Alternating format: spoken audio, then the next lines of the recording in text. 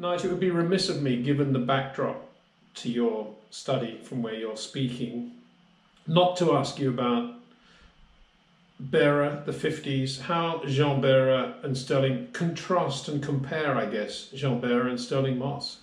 Um, well, I mean, they were certainly very different, but they were. I mean, if they were like in anything, it was that they were both they were both racers. Sterling always prided himself all the way through his life. He said, I always like to be thought of, not so much as a driver as a racer, because that's how I always thought of myself. Which is one of the reasons why he was always such a huge fan of Mario and Gilles and latterly Fernando. But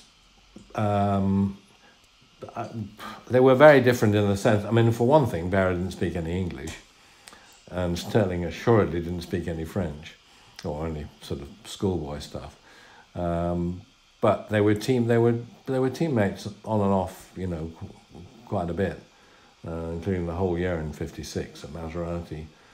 And they always got on extremely well, and it always struck me because, of course,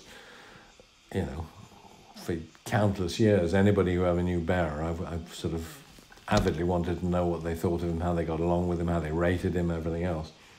And he, first of all, he rated him.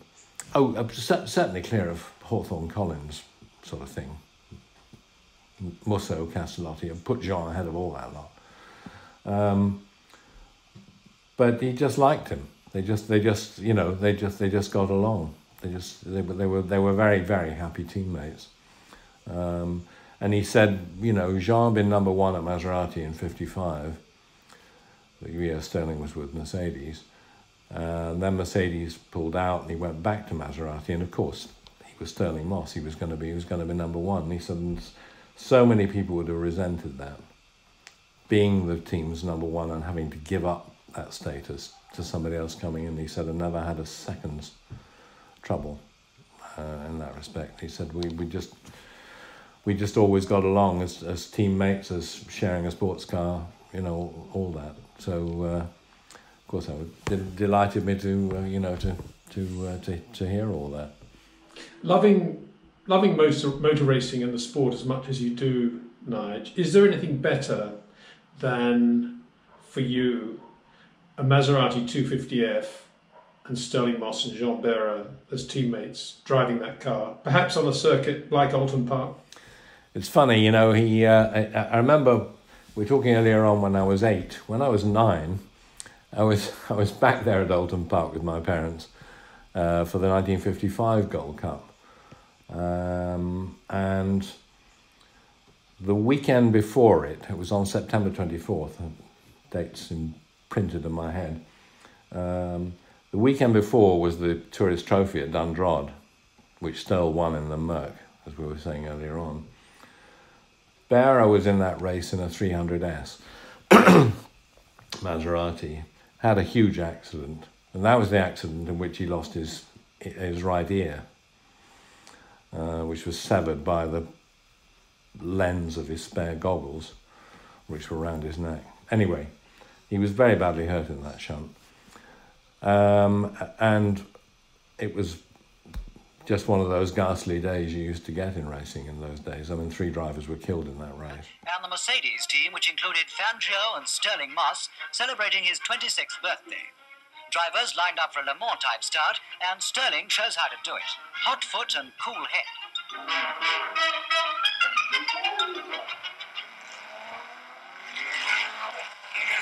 Mercedes and Jaguar are racing together for the first time since Le Mans, and the pace is fast and sometimes furious. Moss comes into the pits after stripping the tread off a rear tire.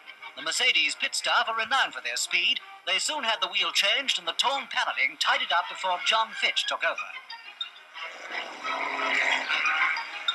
And the Jaguar team manager lodged an objection, claiming that a car in that state was infringing the rules of sports car racing. Herr Neubauer, the Mercedes manager, clearly objected to the objectors. The race was marred by tragedy. 3 drivers were killed, 2 of them in a 7-car pileup. The accident may have been due to the fact that fast cars were racing with slower ones. A happier result was the birthday victory for Stirling Moss, who had averaged more than 88 miles an hour. So anyways, at 9 you're pretty callous about everything, and I was of course very sad that these people had died. But my overriding thought was, he's not going to be at the Gold Cup the following week, when he and Musso were supposed to drive the factory 250Fs. And I remember being quite distraught about this, because I've been building up to it for so long. I only ever seen him once, a year earlier in the Gold Cup. But of course what cheered me in the course of that week was Maserati announcing no, Barra won't be able to drive, of course, but we are pleased to announce that Mercedes have allowed Stirling Moss to drive for another Formula 1 team this weekend. So Stirling Moss will take Barra's place in the other 250F. And of course he duly walked the race again. A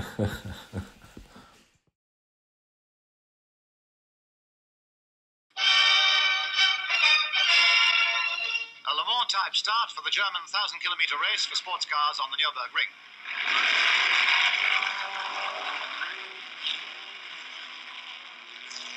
And Stirling Moss, number 1, Aston Martin. Every second counts. Witness this scene of refuelling.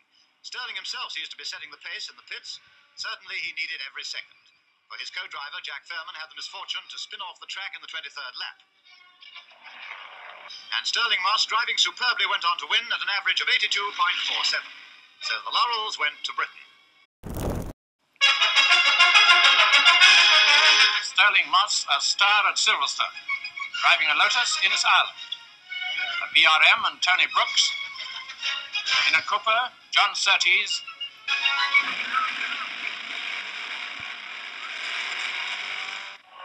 Surtees, 22, took second place, but the real triumph was that of Stirling Moss. Driving all the way with his clutch out of use, he won easily at an average of over 104. What a driver!